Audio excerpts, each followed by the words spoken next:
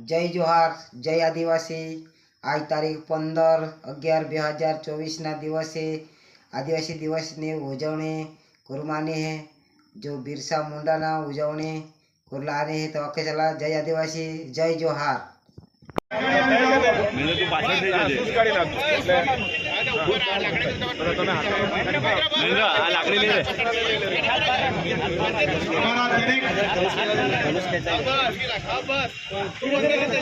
धीरे धीरे खेच एकदम धीरे धीरे खेच जो गुलाम भेरवाई नहीं भगवान बिरसा मुंडा